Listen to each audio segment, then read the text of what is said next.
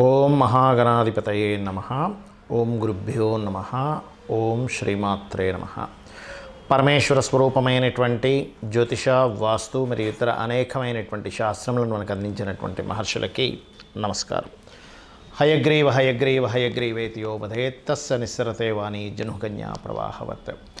అరుణాం కరుణాతరంగితాక్షీం ధృతపాశాంకుశపుష్పబాణచాపాం అనిమాదిభిరావృతాం మయూకైః అహమిత్యేవ విభావయే భవానీం. శ్రీమాత్రే నమః.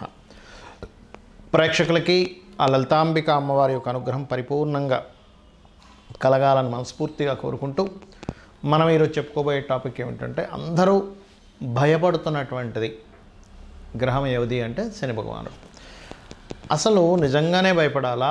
అసలు శని ఎక్కడ ఉంటే మీ లగ్నరీత్యా అంటే మేషలగ్నం నుంచి మీనలగ్నం వరకు, లేదా మేషరాశి నుంచి మీనరాశి వారి వరకు ఎక్కడ ఉంటే మీకు బాగా కలిసి వస్తుంది శని ద్వారా, ఏ స్థానాల్లో ఉంటే కాస్త ఏ విషయాల పట్ల జాగ్రత్తగా ఉండాలనేటువంటి విషయాలు మనం తెలుసుకుందాం. దాంతోపాటు ఎఫెక్ట్ ఏదైతే ఉంటుందో శని భగవానుడికి ఎఫెక్ట్ కంప్లీట్గా మీకు పాజిటివ్గా జీవితాంతం మీ లైఫ్ లాంగ్ మొత్తం కూడా పాజిటివ్గా రావాలంటే కూడా ఏం చేయాలి అనే విషయాలు కూడా మనం ఇప్పుడు తెలుసుకుందాం. అయితే ఈ విషయాలు చెప్తుంది నేనైనప్పటికీ కూడా చెప్పిస్తుంది సాక్షాత్ లలిత అమ్మవారిగా భావిస్తూ ఒక్కొక్క లగ్నం తెలియని వారు ఒక్కొక్క రాశి నుంచి మనం తెలుసుకుందాం. ముందుగా మేషలగ్నం.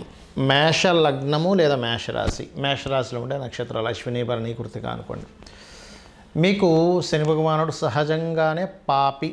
మరలానే మేషలగ్నంలో పుట్టిన వాళ్ళకి ఆయుష్ లేదా, ఎందుకంటే శని భగవానుడు ఆయుష్నిచ్చే కారకుడు, శని భగవానుడు వర్క్నిచ్చే కారకుడు, శని భగవానుడు లాభాలు ఇచ్చే కారకుడు, కర్మనిచ్చే కారకుడు. మరి అలా అని కర్మ అనుభవించకుండా ఉంటున్నారా, ఆయుష్ లేకుండా ఉంటుందా అంటే అలా కాదు. ఒక్క విషయం మీరు గుర్తుపెట్టుకోండి.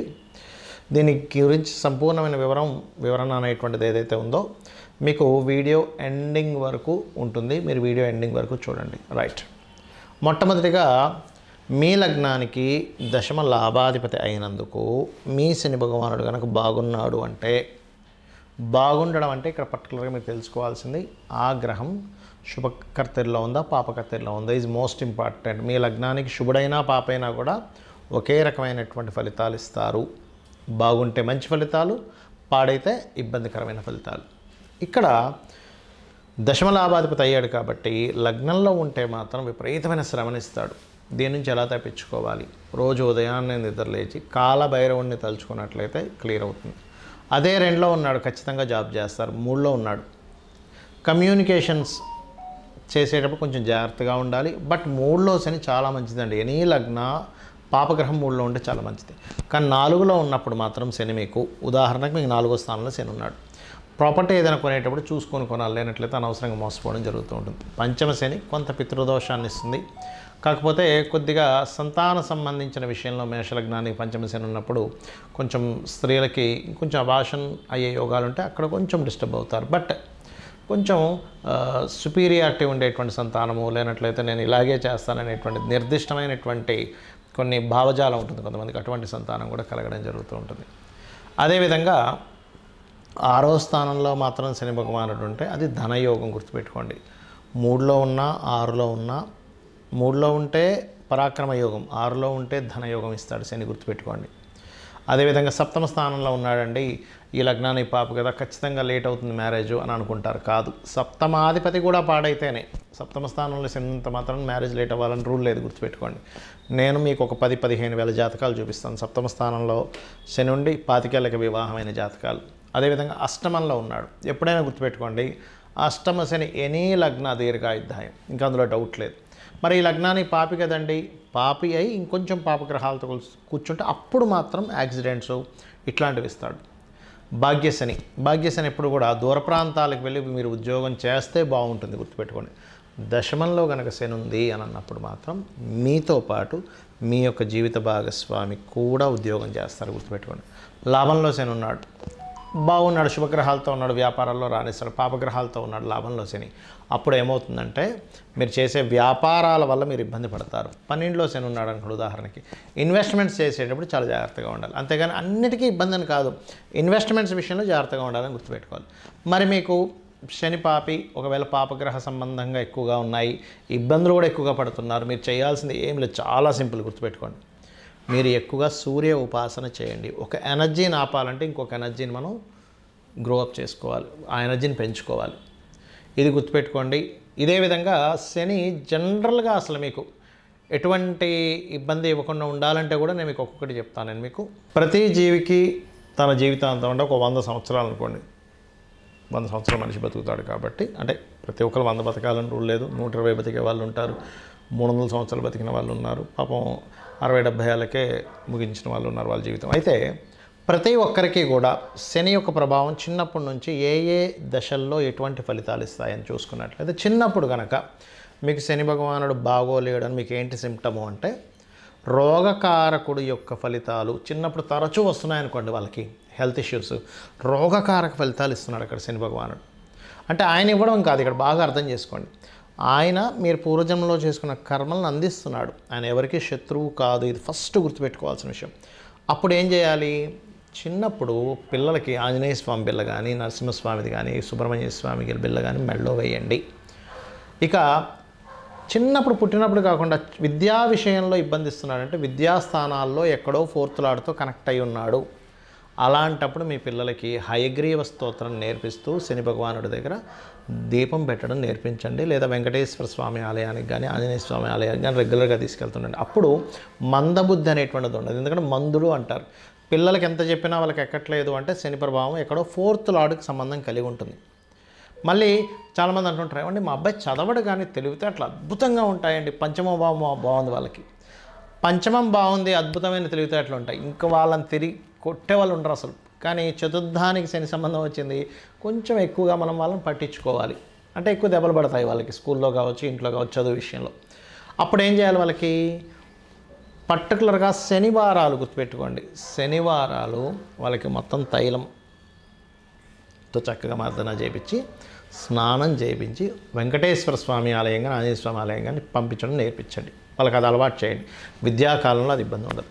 ఇక విద్య అయిపోయింది, వివాహ విషయాల్లో ఇబ్బంది వస్తుందంటే సప్తమం ఎక్కడో దెబ్బతింది, శని ద్వారా సప్తమ స్థానం కనెక్ట్ అయ్యింది. శాటర్న్ ద్వారా సప్తమం కనెక్ట్ అయింది అంటే వివాహ సంబంధించిన విషయంలో లేట్ అవుతుంది. అలాంటప్పుడు ముఖ్యంగా శుక్రవారాలు వెంకటేశ్వర స్వామి ఆరాధన చేసుకోమని చెప్పాలి. లేదండి జాబ్ సంబంధించినటువంటి విషయంలో నాకు ఇబ్బంది అవుతుంది, దశమ స్థానంతో ఎక్కడో కనెక్ట్ అయింది శని భగవానుడు.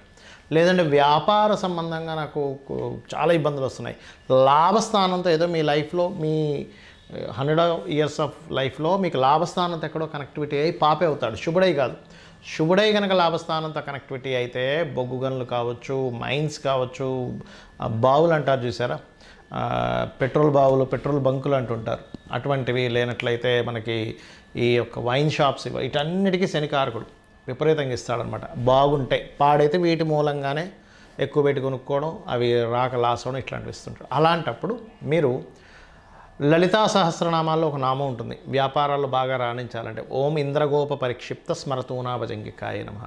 ఇక శని మంత్రం ఏం చేసుకోవాలి? సహజంగా అందరికీ తెలిసినటువంటిది ఓం నీలాంజన సమాభాసం రవిపుత్రం యమాగ్రజం ఛాయామార్థాండ సంభూతం తన్నమామి శనిచ్చరం. ఇది చేసుకోవచ్చు. లేదంటే లలితా సహస్రనామాల్లో నాకు శని భగవానుడి యొక్క అనుగ్రహం బాగా కలగాలి, ఎప్పుడైనా ఒకటే గుర్తుపెట్టుకోండి, శని భగవానుడు అనుగ్రహం కలగాలనుకోండి, పీడ పోవాలనుకోకండి దయచేసి. బికాజ్ ఆఫ్ మీకు ఆయుష్నిచ్చేవాడు ఆయనే, వృత్తినిచ్చేవాడు ఆయనే, వ్యాపారాన్ని ఇచ్చేవాడు ఆయనే. మనం నిలబడాలంటే మోకాల్లో గుజ్జు ఉండాలన్న శని యొక్క అనుగ్రహం కావాలి, లేకపోతే మనం నిలబడలేం. శని అనుగ్రహం పోయిందా మనిషి నిలబడలేడు, గుర్తుపెట్టుకోండి. ఫస్ట్ మోకాళ్ళకి ఆయన కారకుడు, కాళ్ళకి ఆయన కారకుడు. అది బాగుంటే 100 ఏళ్ళు వచ్చినా సరే ఏ మోకాళ్ళ నొప్పులు ఉండవు. శని పరిస్థితి బాగోలేదు, మోకాళ్ళ నొప్పులు వస్తాయి. ఇక్కడ ఏంటంటే ఒకటే, స్వామిని యొక్క అనుగ్రహం నా మీద చల్లగా ఉండాలి, నేను పూర్వజంలో చేసిన కర్మ పాపం ఏదో ఉంటుంది, నేను దానికి చింతిస్తున్నాను, నేను ఇంకోసారి అలాంటి పాపాలు చేయకూడదు అనుకుంటున్నానని చెప్పి మనస్ఫూర్తిగా అనుకొని మీరు శని భగవాన్ని ప్రార్థించండి. అప్పుడు ఖచ్చితంగా ఆయన యొక్క అనుగ్రహం ఉంటుంది. అయితే ఇక్కడ నిత్యము చేయవలసింది ఏమిటి? శని భగవానుడి యొక్క ప్రభావం పూర్తిగా పాజిటివ్ మీకు రావాలి అంటే ఒక ఆలయం పెట్టుకోండి. ఆంజనేయ స్వామి కావచ్చు, సుబ్రహ్మణ్యేశ్వర స్వామి కావచ్చు, నరసింహస్వామి కావచ్చు, వెంకటేశ్వర స్వామి, లేదా శక్తి ఆలయం, లేదా గణపతి ఆలయం, లేదా రావి చెట్టు చుట్టూ తిరిగినా సరిపోతుంది. మీకు 100% శని భగవానుడి అనుగ్రహం పాజిటివ్గా వస్తుంది, 100 ఏళ్ళు కూడా. ఇక రెండవది, మీకు దగ్గరలో గోవులు ఏదైనా ఉన్నట్లయితే గోవుకి వెళ్ళి బెల్లం తినిపించండి. ఇక మూడో విషయం గుర్తుపెట్టుకోండి, మీరు ఎప్పుడైనా సరే శని రాశి మారుతున్నాడు అన్నప్పుడు ఆ సమయంలో దానం ఇచ్చేసేయండి. లేదా మీ జన్మజాతకంలో శని గ్రహం దగ్గరికి ఏదైనా ప్లానెట్ వస్తున్నప్పుడు కూడా ఒక దానం ఇవ్వండి. మీరు చాలా రిజల్ట్ అక్కడ చూస్తారు. మీకు రావాల్సిన ఇబ్బంది అసలు రాదు, గుర్తుపెట్టుకోండి. అదేవిధంగా ఒకటే గుర్తుపెట్టుకోండి, శనికి సంబంధించినటువంటి విషయంలో చాలామంది యంత్రాలు, నవగ్రహ యంత్రాలు ఉంటాయి. శనికి సంబంధించిన యంత్రం కూడా ఉంటుంది. అయితే ఆ యంత్రం మీరు పూజించాలంటే మీకు బీజాక్షరం సంబంధమైనటువంటిది ఉపదేశం ఉండాలి, ఏ నవగ్రహ యంత్రమైనా సరే. లేదంటే నాకు అలా కాకుండా ఇంకేం చేయొచ్చు అని అంటే కనుక ఒకటే గుర్తుపెట్టుకోండి, ఏదైనా సరే ఆంజనేయ స్వామిది కానీ నరసింహస్వామిది కానీ ఇంట్లో ఏదైనా ఒక విగ్రహం కానీ పటం కానీ పెట్టుకొని రోజు కుంకుమతో అర్చన చేసినా కూడా శని భగవానుడి యొక్క అనుగ్రహం కలుగుతుంది. అదేవిధంగా మీ కిందన పనిచేసేటువంటి వారికి, ఎందుకంటే శని కార్మికులకి, కర్షకులకి, కష్టపడి పనిచేసే వాళ్ళకి కారకుడు అండి.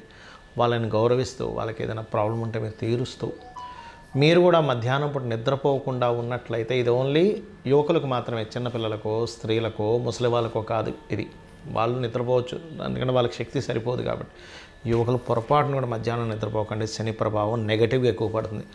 చక్కగా మీరు ఎంత శ్రమిస్తే, ఎక్కువ ప్రాబ్లం ఎక్కువగా ఉందండి శని నా లైఫ్లో అని అనుకుంటే కనుక మీరు ఒకటే గుర్తుపెట్టుకోండి, దీక్ష తీసుకోండి. అయ్యప్ప స్వామి దీక్ష కానీ, ఆంజనేయ స్వామి దీక్ష కానీ, అమ్మవారి దీక్ష కానీ తీసుకున్నారా మీరే చూస్తారు. 100% మీకు ప్రభావం పాజిటివ్ మీకు కనబడి తీరుతుంది. అమ్మవారి అనుగ్రహం వల్ల కావచ్చు, అయ్యప్ప స్వామి అనుగ్రహం వల్ల కావచ్చు. శ్రీమాత్రే నమః.